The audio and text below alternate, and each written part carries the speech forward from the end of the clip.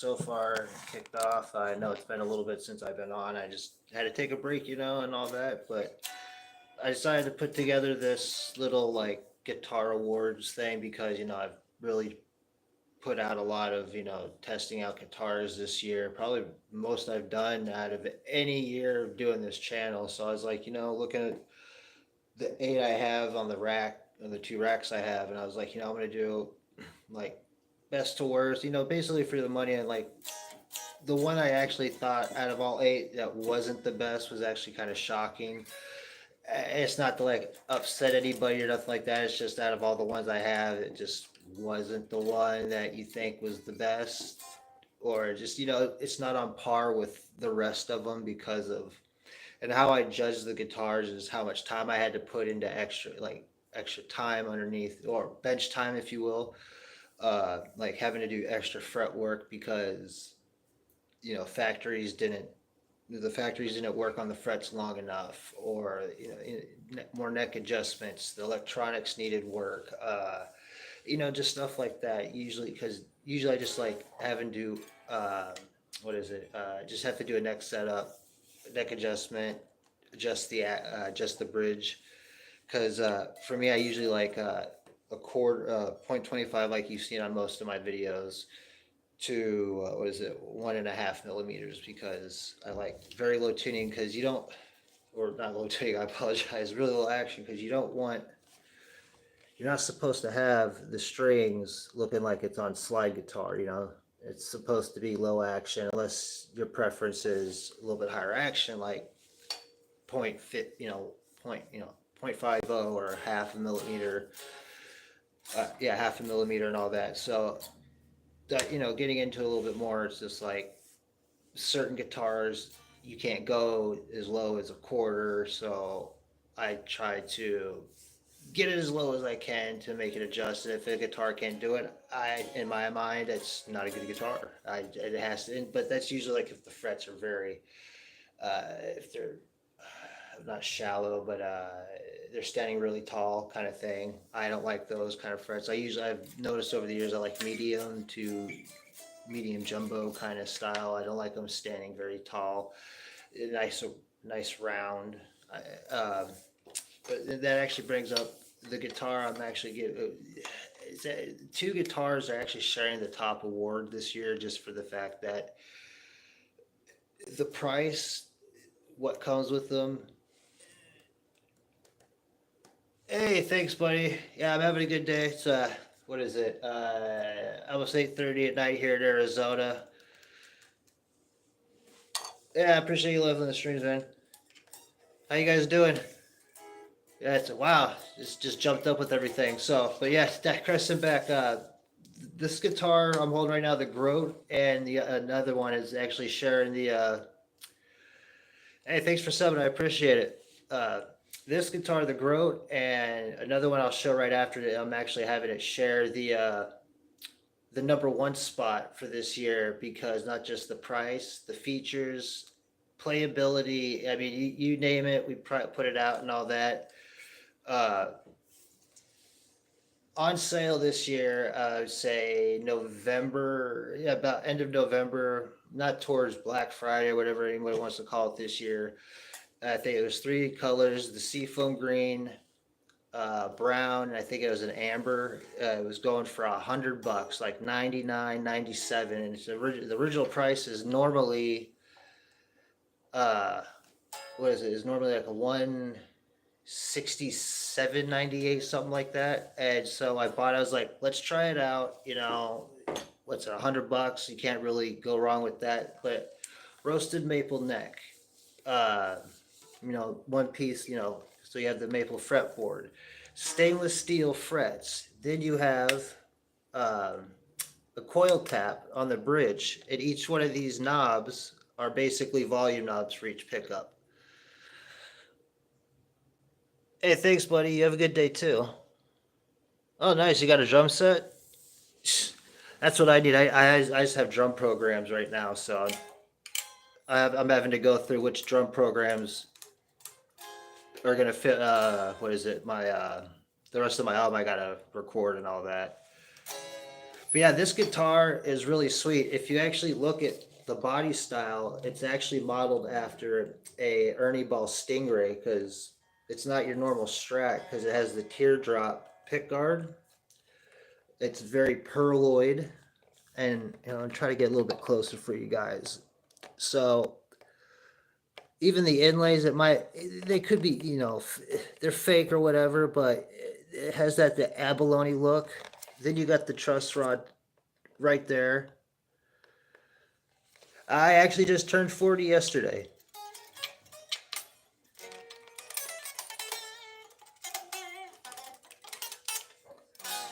But I have this now set up to a drop D flat and medium output pickups. Hey, I appreciate it. Thank you. I have tens on here right now. I had to do a little bit of fret work on this, and I have to admit, stainless steel frets are not fun to work on. Being a tech, I do not like them.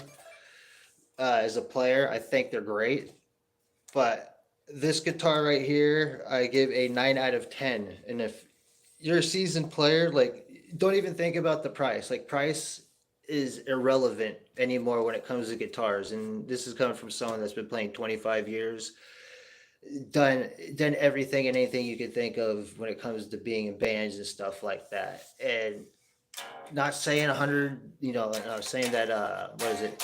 The really expensive guitars aren't good, because they are, but with this guitar, you would think it plays like you spent $500-$600 on it. Now, getting used to the roasted neck, that is something different, but I do like it because the sound's a lot drier. And the only way I can describe that is if like you play with how would I describe like rack effects. You could take it wet and dry. It's a very dry tone, and it's cool, but you have to remember when you get roasted necks and all that, you have to take a little bit extra care because there's no moisture in the neck. You can't just like lean it up anywhere. You really got to take care of it. And it does come with a really nice padded case. So, I mean, how can you argue with after tax, $106? So, yeah, I really like the guitar too. I always wanted seafoam green, and I don't have to do all the work for coil tapping, and I don't have to replace pickups. So a 9 out of 10 just because I had to do a little bit of fret work. So, yeah, highly recommend this. Yeah, I'm not turning on anything, and I can't even play that, dude. I'm actually trying to rehabilitate my finger because I actually just broke it a few weeks ago. So, well, not broke it, like hairline fractured it. So I'm still.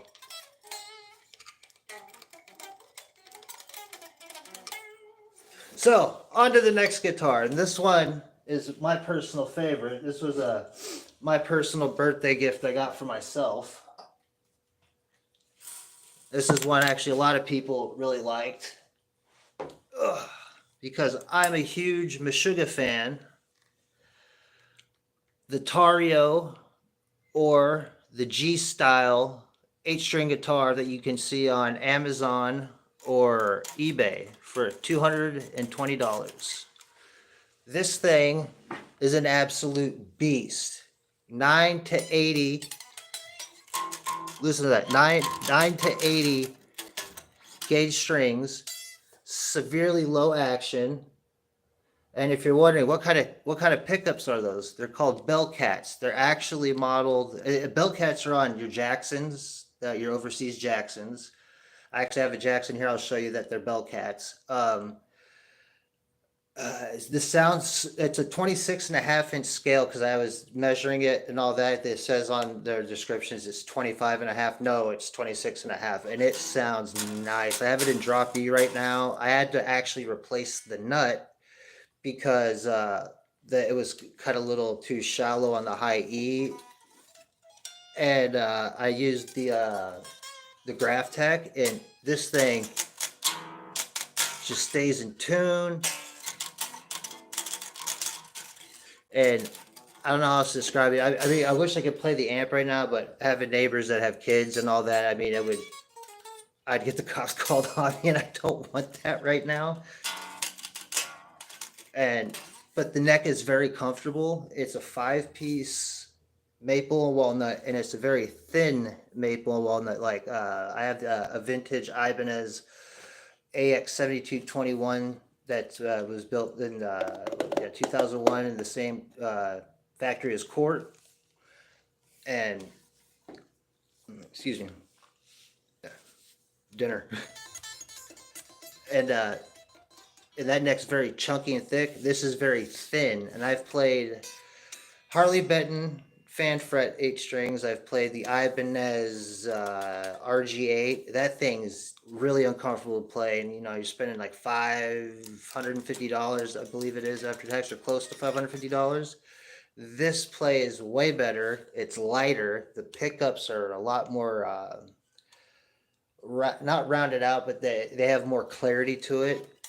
And here, I'll get a little bit closer. If you look at the design, they're actually designed and / modeled a lot more like the what's that company called? Bare Knuckle. They're modeled after like Bare Knuckle, so you won't have to do like any extra routing or any work. Now, getting the bare knuckles are expensive. Like a set of bare knuckles, like $459. So now, are they worth it? Yes. I mean, this guitar, the only thing I had to do to it was just replace the last guitar. Tintin, the last guitar. I got it on sale in November for $100 on Amazon, but the list price is $169 or 160. It's like 167.69 or 169.67, something like that. And this one you can find on Amazon or eBay. The other one, the Groat, you can only find on Amazon. You can only get that on Amazon. This one, the Tario, these 2 guitars have now been, I've replaced a few of my other ones, and are now, I have 3 main guitars. You just seen the Groat and the Tario. And I only spent $220 on this, plus $20 for shipping, and no fretwork. Just had to replace this. What's cool about this is when I told the company, hey, I had to replace the nut, they refunded me the $20 for the nut. So I mean, I really didn't have to pay anything out of pocket for it. And I have this in drop E. Let's see. And I bought 2 packs of Ernie Ball 9-80. Now this is the kind of the con about it. If like you're wanting to get into 8 strings, these are about $15 a pack. So, but when people go, should I get an 8 string? That's up to you. It's still just a guitar. You're just having 2 extra strings. But if you really don't know like certain scales, I wouldn't say certain scales. If you're not really acclimated with the fretboard, you just want to do, just like caveman metal, you're fine with just a 6 string and all that, because I mean I have 6s, a 7, and an 8, and I'm going to be building a couple of guitars in the coming year and all that. But I mean, you can do taps on this easy.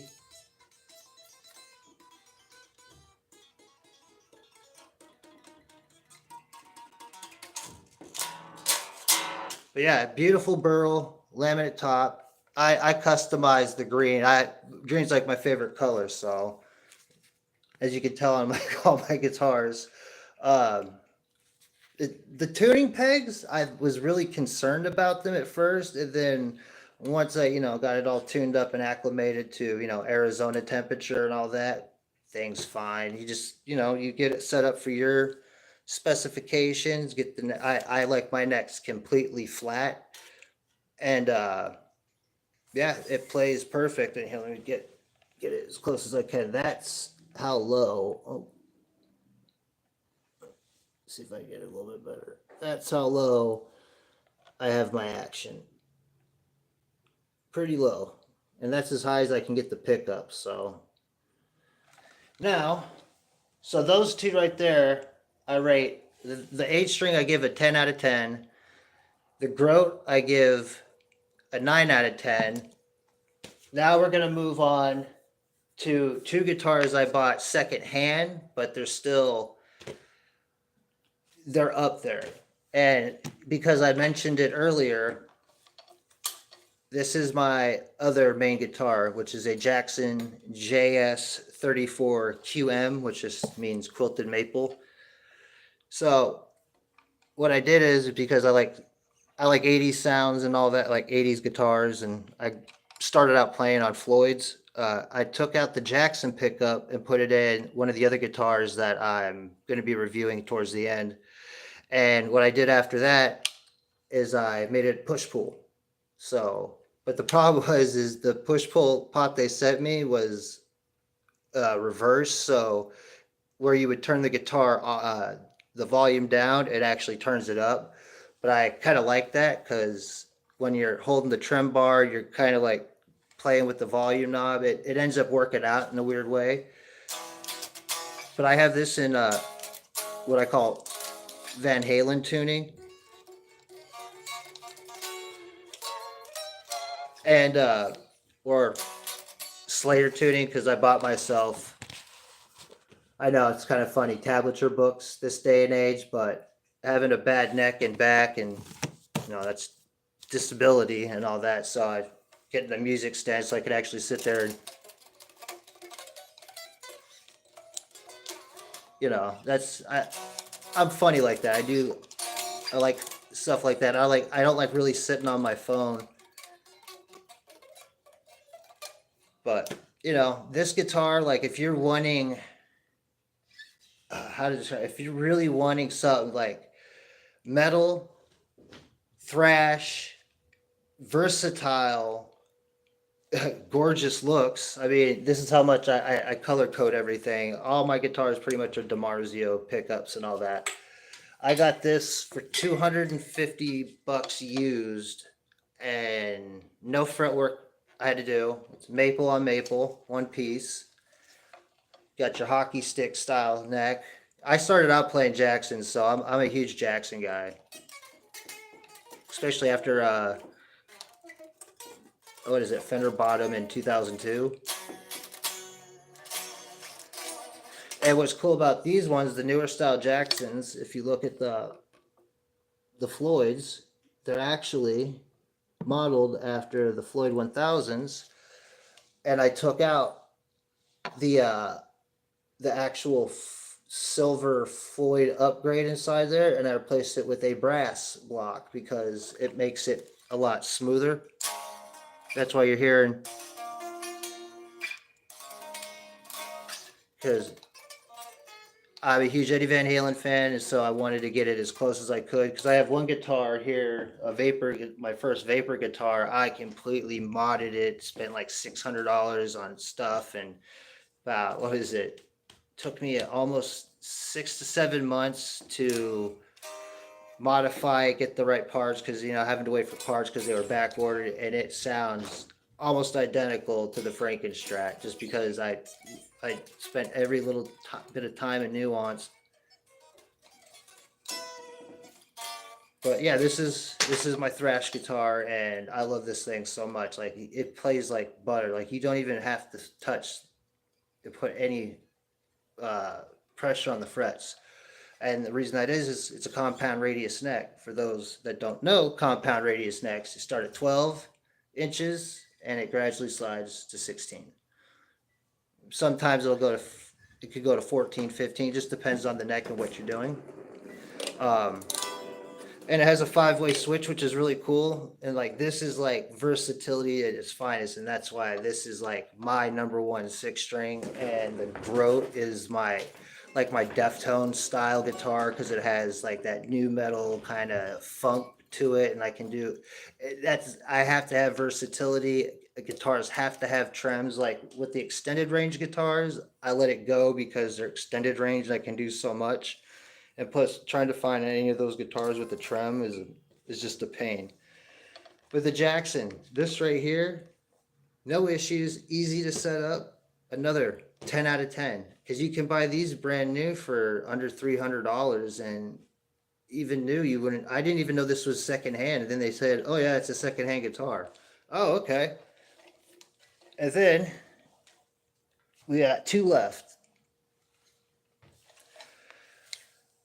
The classic Ibanez RG 450DX. This one, I it's not gonna get a high of a rating just because I had to put a lot of time into redoing doing a lot of fret work because it sat in the guitar shop for so long, and it just just hanging there like this.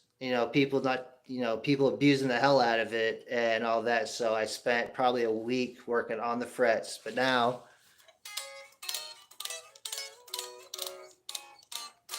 before I couldn't even make notes without that. And I put a John Petrucci pickup in it, and I have this tuned to C sharp standard, which Pantera, White Zombie. I'm trying to think. This is like Slayer stuff like that. This is like my really detuned not thrash, but like my death metal style guitar. I have all my guitars on different tunings. It sounds great. I wanted an RG again because it was one of those things. It's like, I have an RG, I have an Ibanez 7.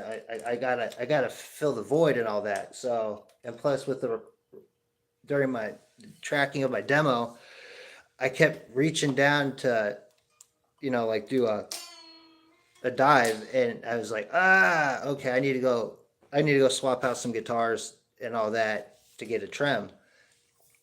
And so I got this. The problem I have with this is the wood selection that they have. It makes everything way too high end. So that's why I do like, just so you guys know, if anyone ever wonders why I have a bunch of, like, I always use tone knobs. Whenever it's too high end, you roll it back and you even roll back the volume. And then it makes everything easier to equalize. All right, finally got it. But yeah, even with the pickup change on this, it's still so high end because it's not basswood, it's Natoya or something like that, and off name brand, but it's basically supposed to be basswood and maple, but it's all the off names now and all the new stuff. But I ended up rating this like a 7 out of 10, between a 6 and a 7, just because all the work I had to do to it. It's comfortable to play. It doesn't have a compound radius neck. It has your classic, Ibanez wizard style. Huge downfall on this, especially for someone like me that has a bad back. It weighs a ton. I even took out a spring to give it more of a, what is it? So it bounces. We had a buoyancy in your trim system, and then I put the FU tone custom titanium screws in there, so you can slightly hear a little bit of resonance. And then I put a Cowboys from Hell sticker on there. I'm just going to kind of punk rock this one out. But I mean, I've become more of a collector as I've gotten older and that kind of stuff. So I don't hate it. I mean, it's cool. I mean, there's always pros and cons with every guitar. Now, okay, I guess there's technically two. Okay, there's two more. Now, the high-end guitar of the year, the most expensive guitar I've ever bought in a long time, was the John Petrucci. This thing's really awesome. I think it's a little overpriced. I think most of the Petrucci's are overpriced, but it's really nice. It's really nice to play. It's like, oh, so this is what $1,000 feels like in your hands. But it's mainly because, the two-tone, let's see if I can get the light to pick it up. Yeah, there you go. It's kind of changing green and purple, but, if I got black, it would have been probably a couple $100 cheaper, but, I wanted something nice.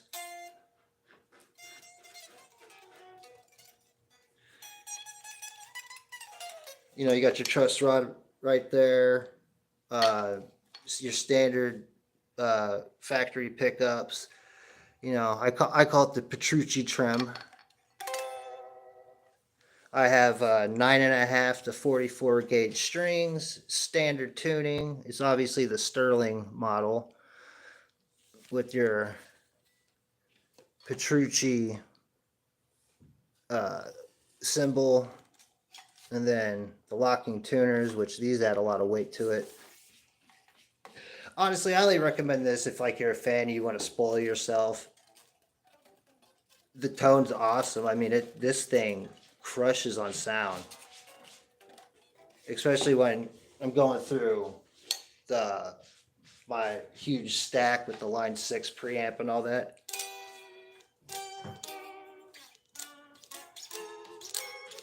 And what's cool too is you have a little lock in here.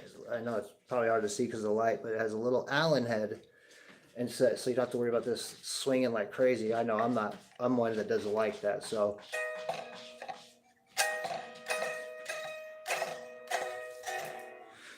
yeah, I would rate this one. I'd give this about a 7.5. I mean, I'm still paying her off and all that, but once it's done being paid off, I'll probably just, I'll still play her. I got her in standard right now. Now the last one. This one I was actually a little disappointed in, just because how it came out in the factory and the amount of work I had to do on it, which was the Vapor LP guitar, because I mean, it feels good. I mean, the neck's great and whatnot. But yeah, I had to actually completely redo the nut because the nut was not lined up and all that. There was actually parts of it that weren't in, so it took me, because I took my time with it, and yeah, now it works. I got it in drop C.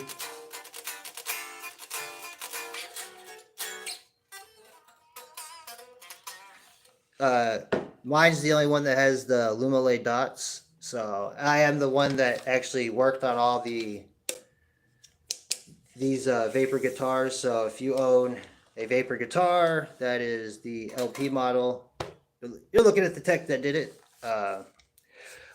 This is the guitar I took the what is it, the Seymour Duncan out of, because it just wasn't matching up with the tone for some reason. It just wasn't giving me that sound I was looking for. I mean, every guitar player has different ears, and we all hear things differently, and that's fine. That's fine.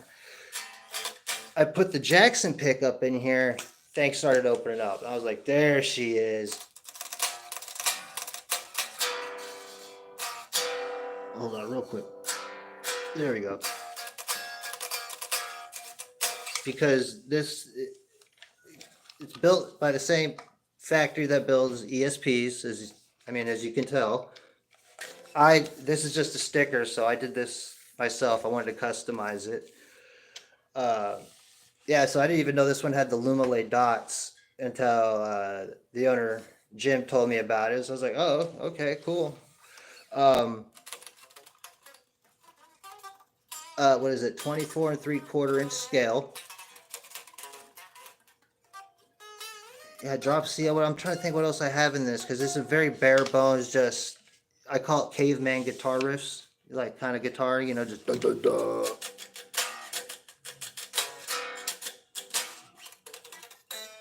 But I mean, yeah, it has your C style neck, but just because the factory really messed up on a lot of these, and I had to do the fretwork on this a lot, I have to give it a 6. I mean, it still sounds good when you play it.